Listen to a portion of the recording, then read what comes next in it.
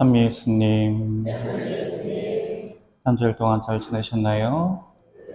네, 추석쯤에서 날씨가 선선해진다 싶더니만 이제는 아침 저녁으로 살짝 춥기까지 합니다. 이러다가 정말 수능 때 되면 눈 오는 거 아닌가 모르겠어요. 뭐 이렇게 날씨가 중간이 없는지. 저는 가을을 특히 좋아하는데 올해는 가을을 만끽하기가 쉽지 않겠습니다.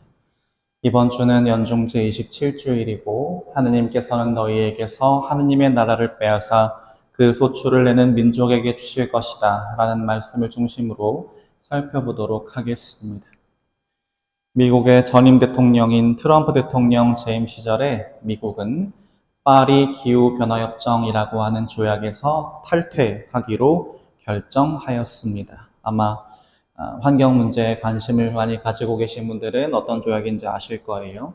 지금 우리 전 지구적으로 이 이산화탄소, 이 탄소 문제로 인해서 지구 온난화라고 하는 문제가 발생하고 있고, 그로 인해서 전 지구적으로 재앙이 발생해서 수많은 사람들이 죽거나 다치거나 삶의 터전을 잃거나 하고 있으니 이대로 계속 하다가는 지구가 언제 멸망할도 이상하지 않을 상황이니 우리 미래 후손들의 삶을 위해서라도 이제 좀 탄소의 배출을 좀 줄여가면서 친환경적인 에너지로 바꿔가보자라고 전 세계적으로 이제 협의를 구성한 상황이었는데 미국은 독자적으로 단독적으로 거기서 우리는 탈퇴할 거야 라고 선언을 해버린 겁니다. 그렇게 한 이유는 전적으로 경제적인 이유였습니다. 탄소를 써서 에너지를 내는 게 현재로서는 제일 돈이 덜 들기 때문이죠. 그리고 친환경 에너지라고 부르는 것들은 그것을 만드는데도 그리고 기술적으로 구현하는데도 너무 많은 돈이 들다 보니 경제적으로 비효율적이다 보니 우리는 그거 안 할 거야 라고 미국이 선언을 해버린 겁니다. 그때 한창 이제 미국 자국 이기주의라고 하는 게 굉장히 심각한 상황이었고요. 그래서 지구온난화로 인해서 재해가 발생하고 그로 인해서 수많은 사람들이 죽음으로 내몰렸음에도 불구하고 우리는 계속 화석연료를 쓸 거고 이걸 가지고 경제활동을 할 거야 라고 선언을 한 것인데 트럼프 대통령이라고 해서 환경오염의 심각성을 몰라서 그러진 않았을 겁니다. 아마 눈으로 보고 귀로 듣고 피부로 느끼는 것들이 있었을 텐데 그럼에도 불구하고 왜 그랬느냐라고 하면 방금 말씀드린 것처럼 자국의 경제적 이익이라고 하는 걸 최우선으로 추구하다 보니 거기에 방해가 되는 모든 것들은 안 보이는 것처럼 안 들리는 것처럼 실제로 없는 것처럼 여기려고 했던 것이죠. 그것을 우리는 불편한 진실이라는 말로 표현하는데 자기의 이익을 위해서 불편한 진실에 눈 감고 귀를 막아 버렸던 겁니다. 그런데 참 아이러니해요. 이 불편한 진실을 제일 처음으로 사용했던 것도 미국입니다. 기억하실지 모르겠지만 엘 고어라고 하는 미국의 부통령이 1990년대에 이미 탄소의 위험성을 경고하면서 전 지구적으로 탈탄소화를 해야 된다라고 이미 여러 차례에 걸쳐서 강조한 바 있었는데 자국의 부통령이 과거에 부르짖었던 그 기치마저도 부정하게 만들었던 겁니다. 이 불편한 진실이라고 하는 책도 있고 유명한 다큐멘터리도 있어요. 근데 우리가 한번 잘 생각해 보면 이 불편한 진실이라고 하는 말 안에 우리가 그것이 왜 우리에게 불편한 진실인지라고 하는 것들에 대한 묵상이 자연적으로 따라옵니다. 진실이 불편한 건 내가 그 진실대로 살고 있지 못하기 때문입니다. 어떻게 해야 하는지, 무엇을 하면 안 되는지 머리로 너무나 잘 알고 있음에도 불구하고 그것을 외면하고 살려고 하기 때문에 그 문제를 해결하려고 들지 않기 때문에 진실이 계속 불편하게 느껴지는 것이지요. 그래서 그렇게 되지 않으려면 내가 원하는 걸 얻는 데 방해가 된다라고 할지라도 그 진실이라고 하는 부분을 인정하고 받아들이고 따라야만 그 불편한 진실이 내 마음 안에서 끊임없이 나를 아프게 하고 여러 가지로 좀 고뇌하게 만드는 상황을 방지할 수가 있게 되는 것이죠. 그렇다면 오늘 복음이 바로 이 불편한 진실을 어떤 식으로 대응하는가의 문제에 해당한다고 볼 수가 있습니다. 불편한 진실에 우리가 눈 가리고 아웅한다고 해서 상황은 아무것도 바뀌지 않습니다. 손바닥으로는 하늘을 절대 가릴 수 없죠. 고양이들이 난관에 부딪혔을 때 그거를 대하는 방식이 저래요. 구석에 머리를 이렇게 쳐박고 나 없어 라고 겉으로 보기에 되게 웃긴데 우리도 어떻게 보면 진실을 외면하고 자꾸만 이익을 쫓는 모습으로 살다 보면 고양이가 눈 가리고 아웅하는 것처럼 결국엔 나중에 더 큰 대가를 치를 수밖에 없을 겁니다. 그렇기 때문에 우리는 불편한 진실을 마주해야 하고 해결해야만 한다는 이야기를 오늘 복음에서 예수님께서 하고 계시는 겁니다. 오늘 복음에 나오는 소작인들은 어떤 사람들이냐면 욕심이라고 하는 탐욕이라고 하는 거에 눈이 멀어서 당연한 진실에 눈을 감은 사람들이었습니다. 어떤 진실이냐면 은혜를 받았으면 갚아야지 라고 하는 진실에 눈을 감은 사람들입니다. 그리고 그 진실에 눈을 감은 결과로 자기들이 그 진실에 눈을 감았다라고 하는 것을 알면서 이것을 빨리 고치지 않으면 더 큰 죄악에 빠진다는 걸 알면서도 고치지 않고 있다가 나중엔 결국 넘지 말아야 할 선까지 넘어버렸고 그 결과 소작인이라고 하는 지위마저도 잃어버리게 되는 슬픈 상황이 됐지요. 오늘 복음에 나오는 이 땅 주인은 다른 우리가 일반적으로 알고 있는 땅 주인하고는 조금 다른 사람입니다. 일반적으로 이때 당시에 땅 주인이라고 하는 사람들은 농사를 하라고 땅을 빌려주면서 아무것도 하지 않았어요. 보통 이제 내가 갑의 위치에 있기 때문에 굳이 을의 위치에 있는 사람들을 위해서 내가 뭘 할 필요가 없다라고 느끼는 경우들이 많죠. 그래서 심지어 당시에는 정해진 퍼센테이지 이상으로 소장료를 요구하는 사람들도 있었고 어떤 사람들은 옆에서 이렇게 늘 사람들을 지켜보고 닥달하고 감시하면서 계속해서 일을 하게 강요하기도 하고 그리고 어떤 사람들은 심지어 농사를 지으려면 그 씨앗이 되는 작물을 구매해서 해야 되는데 그 작물의 구입 비용마저도 소작인들에게 떠넘기는 사람들도 있는 실정이었습니다. 그런데 그런 일반적인 땅 주인들에 비해서 오늘 복음에 나오는 밭 임자는 소작인들에게 굉장히 큰 은혜를 베풀어준 사람이었습니다. 그는 자기 손으로 직접 땅을 일구었어요. 땅을 쟁기자라고 파가면서 돌멩이 골라내고 단단하게 뭉쳐있는 흙 같은 것도 잘 두드려서 펼쳐주고 그리고 땅에 거름도 주고 했고 거기에 자기가 직접 포도나무 종자를 가져다가 심었습니다. 그것으로 끝났냐? 더 나아가서는 울타리라고 하는 걸 쳤어요. 울타리라고 하는 건 멧돼지나 여러 가지 들짐승들이 쳐들어와서 포도나무를 망치지 못하게 막는 역할을 하는 거였고 포도확이라고 하는 거를 팠다라고 나와요. 포도확이라는 건 뭐냐면 포도를 재배하고 나면 그것을 커다란 구덩이처럼 생긴 거에 다 털어놓고 발로 밟아서 껍데기들을 이렇게 분리하고 포도즙을 낼 때 쓰는 장치인데 그것까지도 파준 거예요. 거기다가 더 나아가서 뭐까지 해줬느냐? 감시탑까지 세워줬어요. 왜 작물이 가을철에 농부들이 가장 피눈물을 흘릴 때가 도둑들이 설칠 때랍니다. 1년 동안 열심히 피땀 흘려서 갖고 와놨더니 도둑들이 차를 갖고 와서 밭대기로 막 가져가 버리는 상황이 이때 당시에도 그런 일들이 비일비재했었다고 해요. 그래서 도둑들에게서 포도나무를 지킬 수 있게 사람들이 돌아가면서 망을 볼 수 있는 커다랗고 높은 탑까지 이 땅 주인이 다 세워줬습니다. 이것만으로 굉장히 큰 은총을 사실은 소작인들은 받은 거죠. 어느 땅 주인이 자기가 직접 땅을 골라주고 포도나무 심어주고 울타리 둘러주고 나중에 추수할 때 생각해서 화까지 파주고 감시탑까지 세워주고 그리고 제일 잘한 게 뭐냐면 거기를 떠나줬어요. 이게 왜 중요한지는 아마 아까 이제 전래부 친구 중에 한 명이 저한테 시모님이 이제 휴가시겠어요? 라고 그러더라고요. 그래서, 나 휴가 아닌데 왜 갑자기 휴가라고 그러지? 그래서 딱 봤더니만 주보에 주인 시모님 피정이 이렇게 나와 있더라고요. 그래서 보통 우리 직장인들은 내 상사가 어디를 저기 가면 아싸! 나 이제 이 기간 동안 좀 덜 일해도 되고, 야, 휴가다! 이렇게 생각을, 물론 저도 이제 밖에 있는 사람이었다면 그랬을 건데, 아무튼, 미안한데, 슬픈데 나는 그렇지 않아. 라고 이야기했었는데, 아무튼.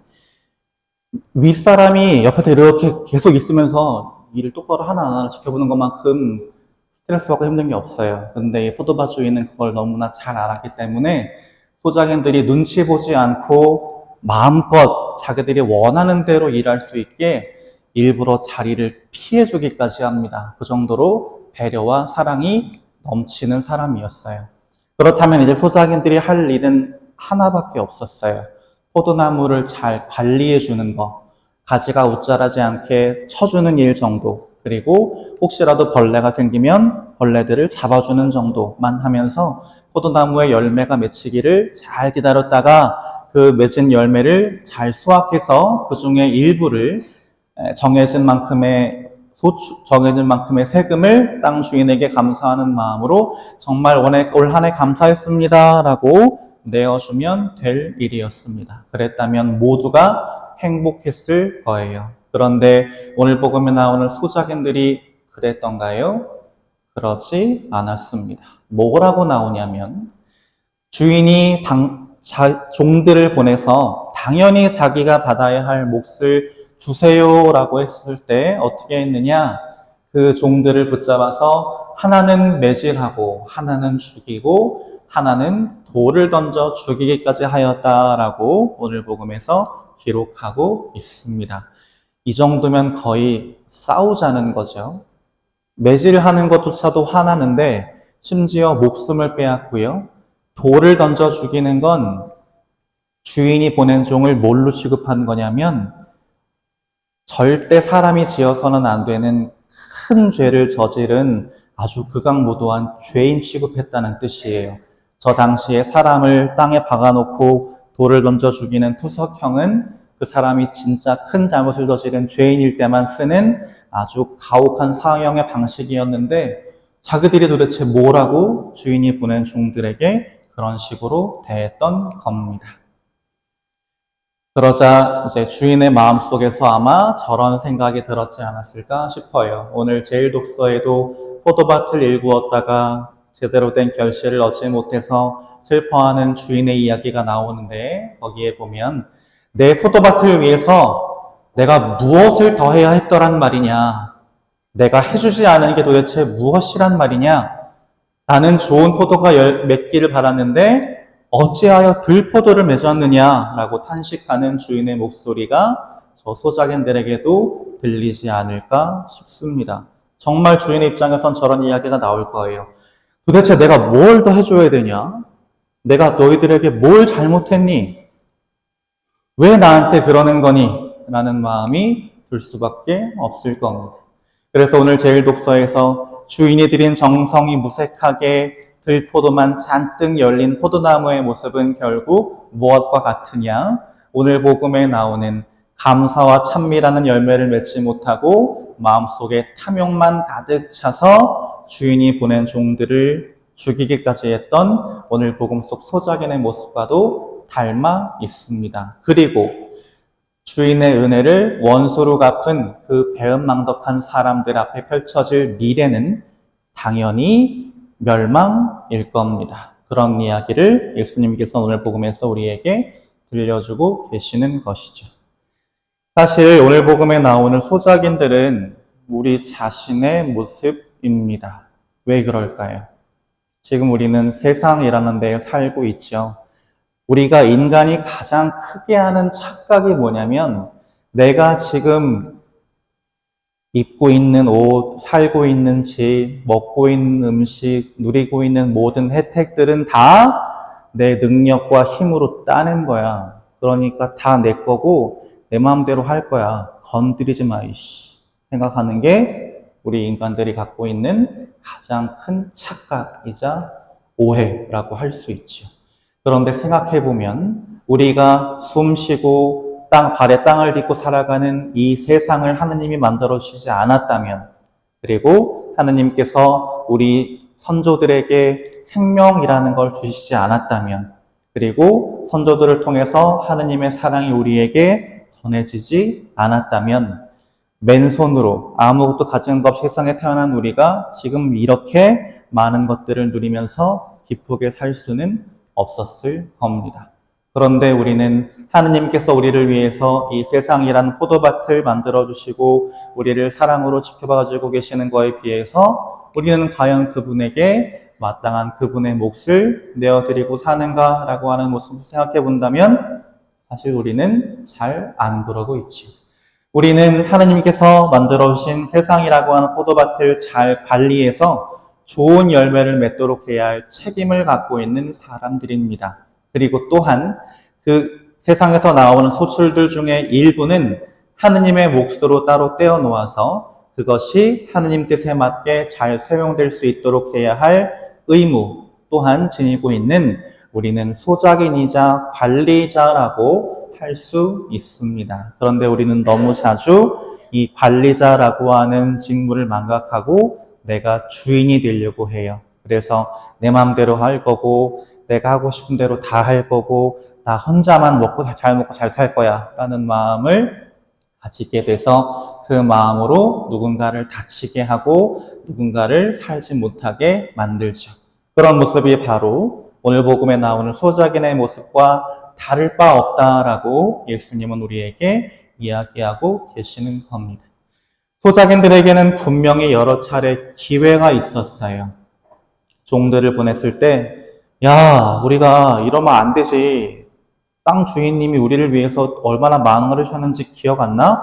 우리 이렇게 하면 진짜 우리 배은망덕한 나쁜 놈 되는 거야. 라고 한 번이라도, 누구 한 사람이라도 이야기해서 잘못을 돌이킬 수 있는 기회는 충분히 있었습니다. 그리고 심지어 주인이 누굴 보냈냐면 자기 아들까지 보냈어요. 근데 땅 소작인들은 어떤 마음을 품었느냐?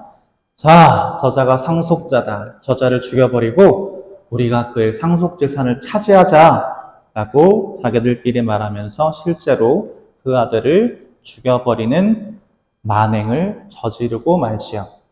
잘 생각해 볼까요? 저 아들을 죽인다고 해서 상속재산이 피 한 방울 안 섞인 소작인들에게 갈까요? 절대 그렇지 않습니다. 이스라엘에서 혈연이라고 하는 거는 절대적이에요. 다 본 거예요. 절대 자기들 손에 들어올 수 있는 게 아니에요. 그리고 자기들 것도 아닙니다. 그런데 탐욕에 눈이 멀어서 사리 분별조차 제대로 하지 못한 상황까지 이른 거예요. 그렇게 하면서 어떻게 했느냐? 그를 붙잡아 포도밭 밖으로 던져서 죽여버렸다라고 나오고 있습니다. 탐욕으로 인해서 절대 넘지 말아야 할 선을 소작인들은 넘어버린 것이죠. 그 소작인들은 아들을 보면서 마음이 불편했을 거예요. 아, 종들을 그렇게 보내더니만 이 주인이 이제는 아예 작정을 했나? 아들까지 보내고 있어. 아들이 주인이랑 똑같이 생겼겠죠. 주인의 모습을 떠올리게 만들었을 거예요. 주인의 모습을 떠올렸을 때 그들도 사람인 이상 마음이 불편했을 겁니다. 아, 그래도 주인이 우리한테 그렇게 많은 걸 해줬는데 이러면 되나? 라고 하는 양심의 목소리가 자꾸 들렸을 거예요. 그랬을 때 그들이 했어야 할 일은 자꾸만 내 양심을 찔리게 만드는 그 사람, 자꾸만 내 양심을 아프게 만드는 그 상황을 외면하고 없애버리는 게 아니었습니다. 그럼 그들이 했어야 할 일은 뭘까요? 양심을 아프게 만드는 사람들을 없애는 게 아니라 왜 내 양심이 지금 아플까를 잘 고민하면서 그 양심이 아프게 만든 이 상황, 나의 잘못, 그런 것들을 바로잡아서 그 양심의 불편함 자체를 해소할 생각을 했어야 하는 거겠죠. 만약 그들이 그랬다면 소작인의 지위를 잃고 파멸에 이르게 되는 아주 슬픈 상황은 벌어지지 않았을 겁니다. 사실 우리도 마찬가지예요. 살다 보면 내 양심을 찔리게 만드는 사람이나 상황을 만나게 될 때가 많습니다. 그런데 우리는 보통 그럴 때 어떤 선택을 하느냐? 아, 지금 내 양심이 이만큼 아프니 내 마음에 문제가 있구나. 그러니까 이 양심이 아픈 상황이 일어나지 않게 잘 해소해야겠다라고 생각하는 사람은 별로 없어요. 일단 그 상황을 피하고 봐요. 그리고 심지어 어떤 일까지 벌어지냐면 내 양심을 찔리게 만들고 아프게 만드는 그 사람한테 미움과 분노를 쏟아내요. 그렇게 이 사람을 핍박하고 억압해서 내 눈앞에서 치워버리면 더 이상 이 불편한 진실이라고 하는 것도 사라질 거야 라고 착각하기 때문입니다. 하지만 아까도 말씀드렸듯이 진실은 내가 그 불편함이 불편하지 않도록 만들기 전엔 절대 사라지지 않죠. 양심이 찔리고 아픈 건 내가 저지른 잘못 때문이니 그 잘못을 뉘우치고 회개해야만 그 양심의 가책이라고 하는 것도 제대로 해소할 수 있는 겁니다. 물론 그 과정이 너무나 힘들고 괴롭고 오래 걸릴지라도 우리는 반드시 그쪽을 선택해야만 하는 것이지요. 그래서 이번 한 주 지내시면서 내 양심의 목소리에 한번 귀를 잘 기울여 보시면 좋겠어요. 나는 하느님께서 내 마음을 움직여 주시고 이끌어 주시는 그분 목소리를 정말 잘 귀를 기울여 듣고 따라가며 살고 있나? 그리고 또 한 가지, 그 양심이 어느 순간 아프다라고 하는 걸 느꼈을 때 그걸 아프게 만드는 사람을 미워하려고 하기보다 이게 왜 아플까를 생각하면서 그 양심의 아픔을 제대로 해소하고 치유할 수 있는 회개와 올바른 사랑의 실천이라고 하는 선택을 하실 수 있었으면 좋겠습니다.